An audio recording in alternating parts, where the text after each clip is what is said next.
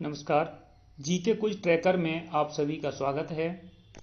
Railway भर्ती group D के लिए इतिहास के प्रश्नों की जो सीरीज चल रही है उसमें आज हम मगध का उत्कर्ष, ईसाई धर्म, 16 महाजनपद, पारसी धर्म, सिकंदर और इस्लाम धर्म, इन पर प्रश्न करने वाले हैं।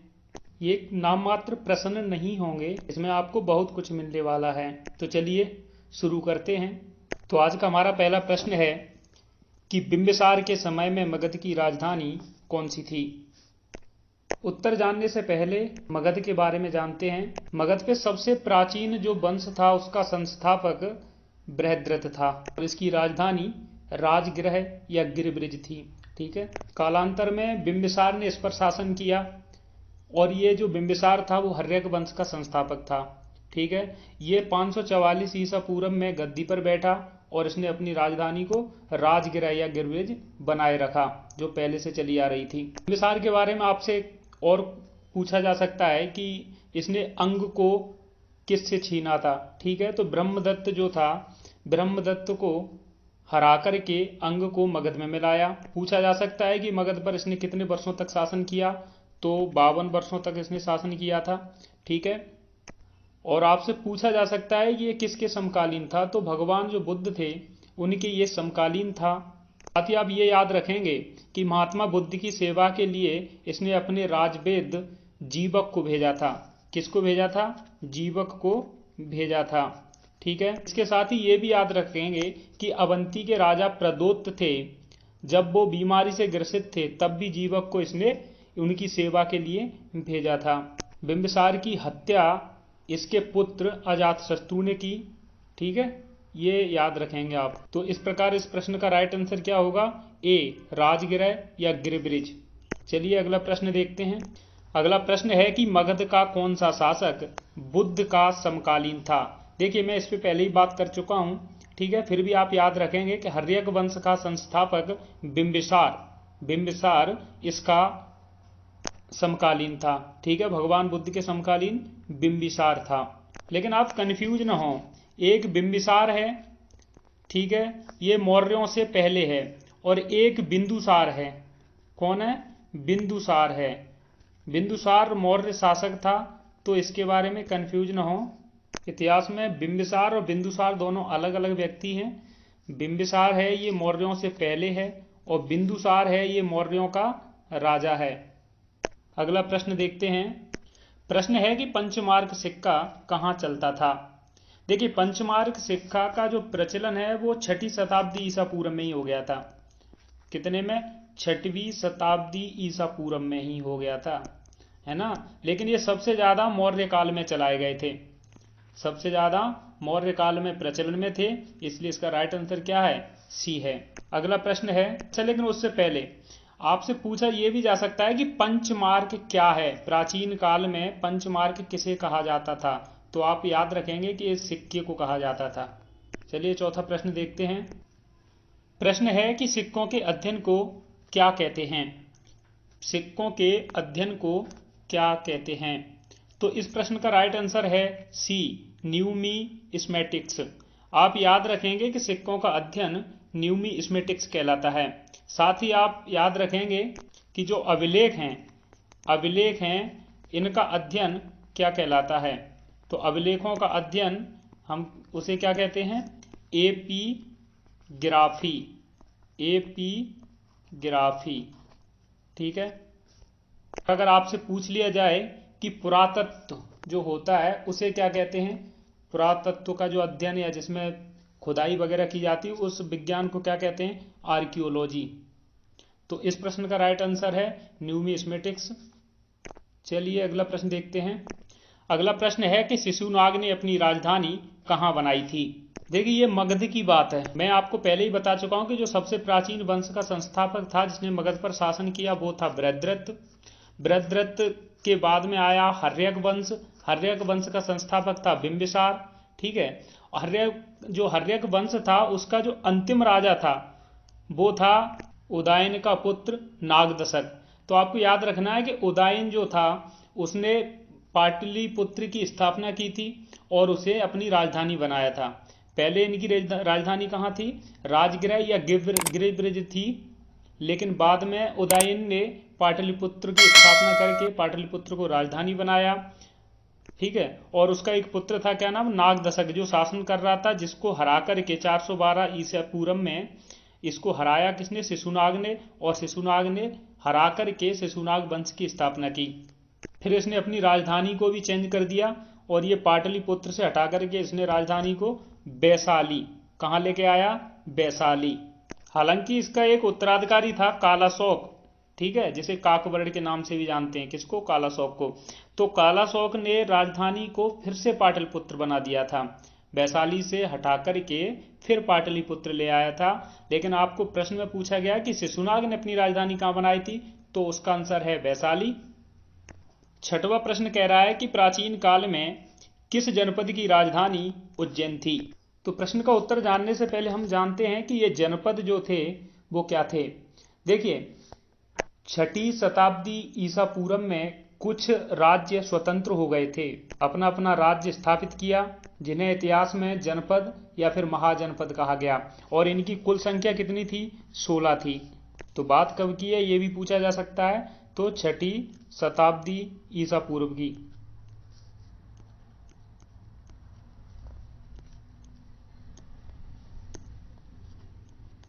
आपसे पूछा जा सकता है कि इन महाजनपदों की जानकारी हमें कहां से मिलती है। तो एक बौद्ध ग्रंथ है अगुंतर निकाय।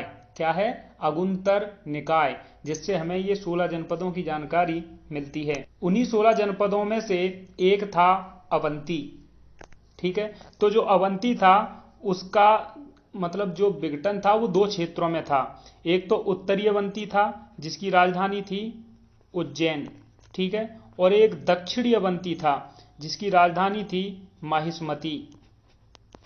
तो आपको ये दोनों ही याद रखना है, ठीक है। उत्तरी जो अवंती थी उसकी राजधानी थी उज्जैन, और ये सर्वाधिक फेमस थी।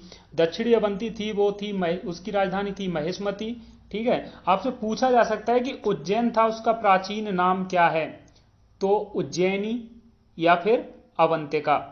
इसके साथ ही आपसे और जो जनपद थे उनके भी राजधानी पूछी जा सकती हैं, जैसे मगध। मगध की राजधानी कहाँ थी? तो मैं बता चुका हूँ, राजगृह या गिरिब्रिज, ठीक है। कौशल, कौशल जो अवध का क्षेत्र था ना, उसे क्या बोलते थे प्राचीन समय में? कौशल।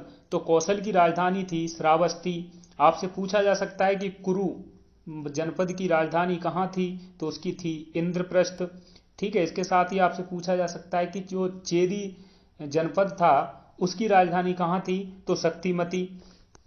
उन 16 जनपदों में से जो 15 जनपद थे वो उत्तरी भारत में थे। एकमात्र ऐसा जनपद था जो दक्षिण भारत में था, उसका नाम था अस्मक। क्या नाम था? अस्मक। और इसकी राजधानी भी आपसे पूछी जा सकती है, ठीक है। तो इसकी राजधानी थी पाटन, पाटन या फिर पोटली, ठीक है। तो ये भी आप याद रखेंगे। चलिए अब अगले प्रश्न पे बढ़ते हैं। अगला प्रश्न है कि पटना शहर का पुराना नाम क्या है? देखिए, वास्तव में जो आधुनिक पटना है उसका वास्तविक नाम पाटलिपुत्र था। प्राचीन समय में इसे पाटलिपुत्र या फिर पाटलीग्राम के नाम से जानते थे। तो इसका राइट आंसर ए है। अगर आपसे पूछा जाए कि पाटलिपुत्र की स्थापना किसने की थी, तो उदयन ने, ठीक है।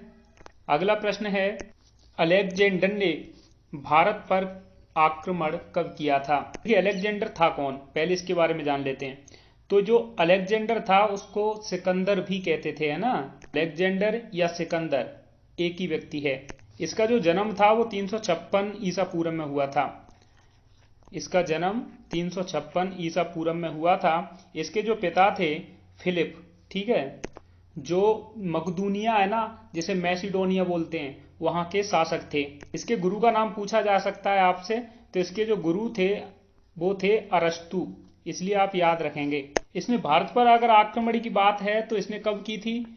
ईसा से 326 वर्ष पूर्व, ठीक है। 326 ईसा पूर्व में इसने भारत पर आक्रमण किया था। और अगर पूछा जाए कि यह आक्रमण हुआ कहां पर था, तो ये हुआ था झेलम नदी पर। झेलम नदी पर पंजाब के शासक पोरस पर, पंजाब के शासक पोरस से इसने युद्ध किया और पोरस को पराजित कर दिया।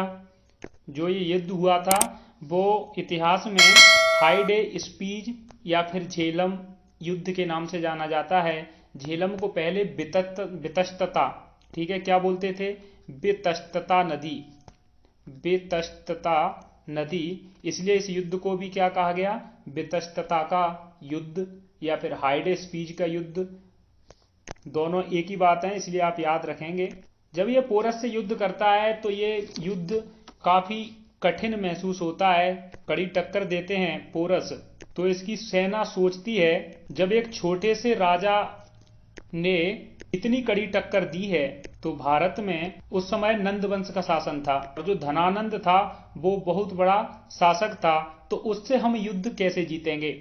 ये सोच करके इसकी सेना ब्यास नदी से वापस लौट आती है। ठीक है, तो आपसे पूछा जा सकता है कि जब अलेक्जेंडर ने या सिकंदर ने भारत पर आक्रमण किया था उस समय भारत में किसका शासन था, तो नंद वंश का शासन चल रहा था मगध पर। ठीक है, और उस समय के शासक का नाम पूछा जाए तो धनानंद था। आपसे पूछा जा सकता है कि जो सिकंदर था उसका प्रिय घोड़ा कौन सा था, तो बऊ केफला, क्या नाम था, बऊ केफला। साथ ही आपसे यह पूछा जा सकता है कि जो सिकंदर था उसकी मृत्यु कब और कहां हुई थी, तो इसकी जो मृत्यु थी वो 323 ईसा पूर्व में मिस्र है ना आज का, उसके बेबीलोन में हुई थी। बेबीलोन और एक शहर था, वहां पर इसकी मृत्यु हुई थी। मुझे आशा है कि सिकंदर के बारे में आपको ज्यादा से ज्यादा जो एग्जाम के ओरिएंटेड है वो सब जानकारी मिल गई होगी। अगला प्रश्न देखते हैं। प्रश्न है कि 326 ईसा पूर्व में उत्तर पश्चिम भारत में सिकंदर का अतिक्रमण, यहाँ आक्रमण होगा, है ना, आक्रमण इनमें से किसके काल में हुआ था। देखिए इसको मैं पहले ही बता चुका हूं, इसीलिए मैं पहले ही प्रश्न पर सबको बता देता हूं। जो तुम्हें पता है इसका राइट आंसर क्या है, नंद वंश। और नंद वंश में भी अगर किसी शासक का नाम पूछ दिया जाए तो उसका नाम था धनानंद, उसका नाम था धनानंद। तो इसका राइट आंसर बी है। अगला प्रश्न देखते हैं। प्रश्न है कि सिकंदर की मृत्यु कहां पर हुई थी।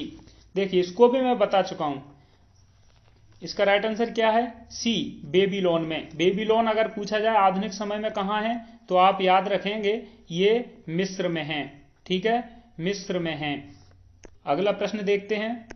अगला प्रश्न है कि कौन सी नदी सिकंदर महान के भारत आक्रमण की सन्निकट पूर्वी सीमा थी। कहने का अर्थ यह है कि सिकंदर भारत में कहां तक आ पाया था और उसके आगे नहीं बढ़ा था। मैं आपको बता चुका हूं कि यह झेलम नदी पर युद्ध होता है पोरस के साथ में, और उस युद्ध में कड़ी टक्कर देखने को मिलती है इसे। तो इसकी सेना ब्यास नदी से वहां से आगे बढ़ती है, लेकिन ब्यास नदी पे जाके ही आगे बढ़ने से मना कर देती है।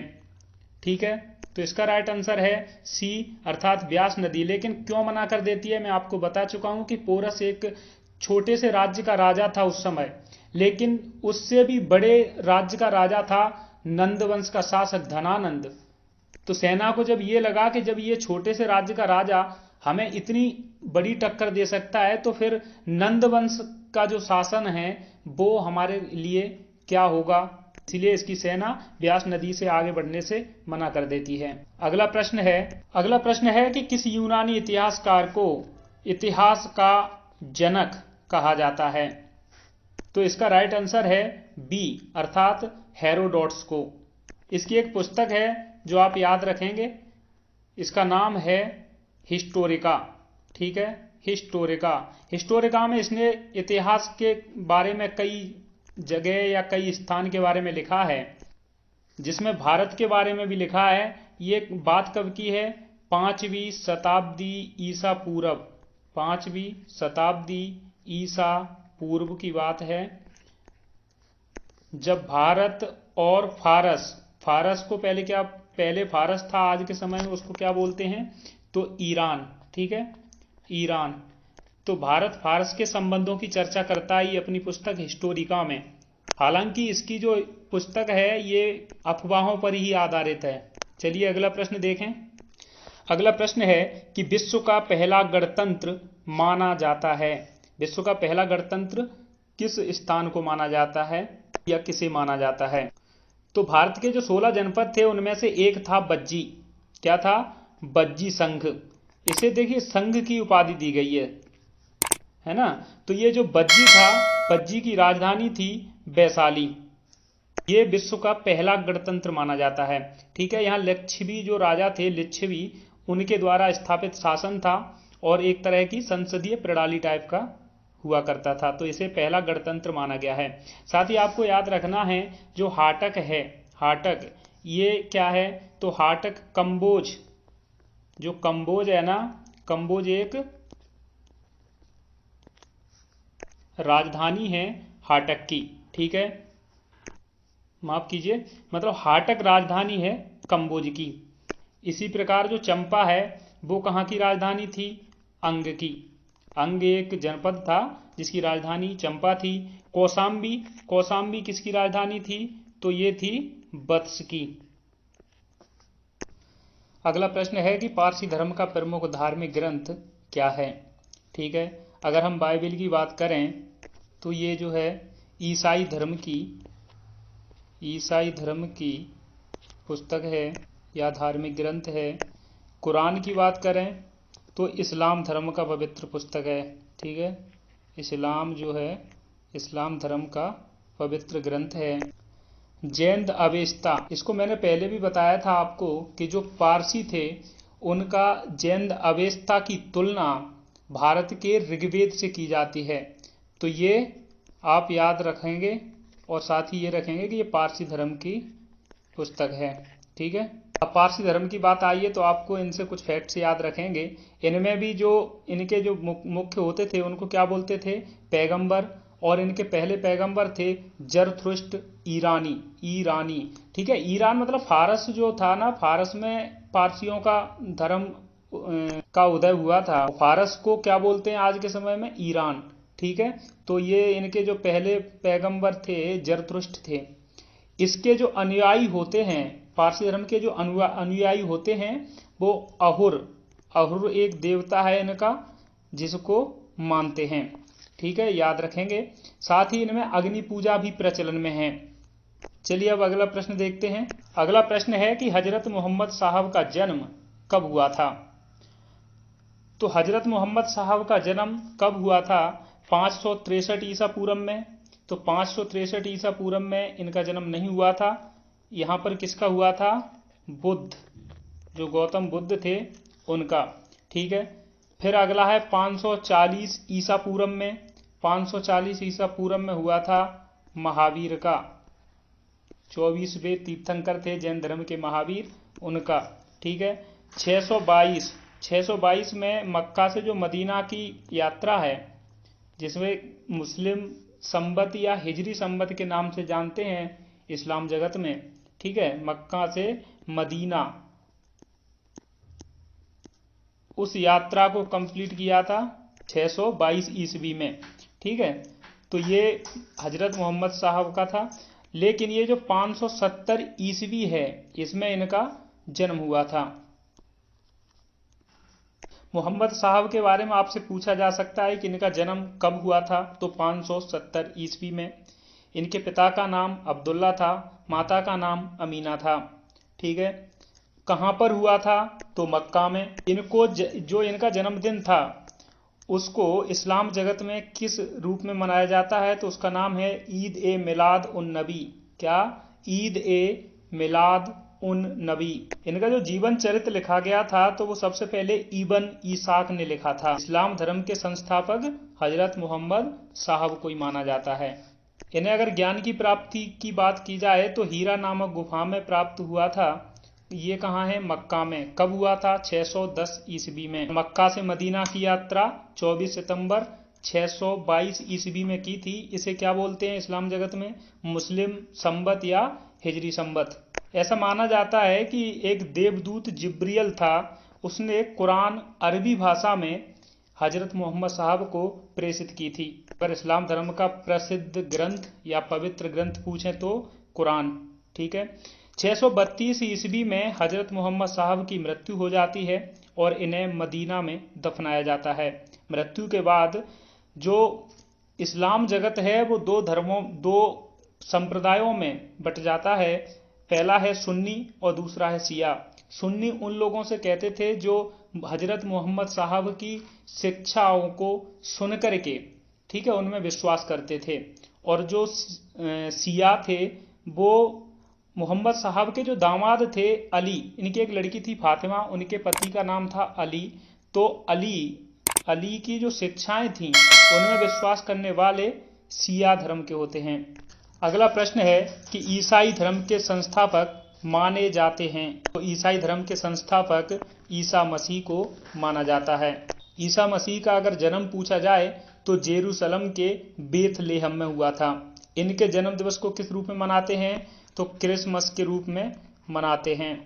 ठीक है, इनके अगर शिष्य, जो प्रथम शिष्य थे, उनका नाम पूछ लिया जाए तो आप याद रखेंगे एंड्रूस और पीटर। ठीक है, एंड्रूस और पीटर।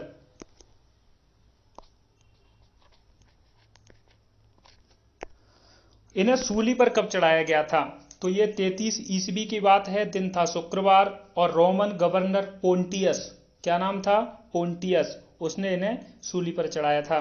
ठीक है, अगर इनके पवित्र ग्रंथ की बात करें तो बाइबिल है, और अगर पवित्र चिन्ह की बात करें तो क्रॉस है। आज का हमारा टॉपिक यहीं समाप्त होता है। चलिए मिलते हैं अगले वीडियो में, तब तक के लिए नमस्कार। जय हिंद, जय भारत।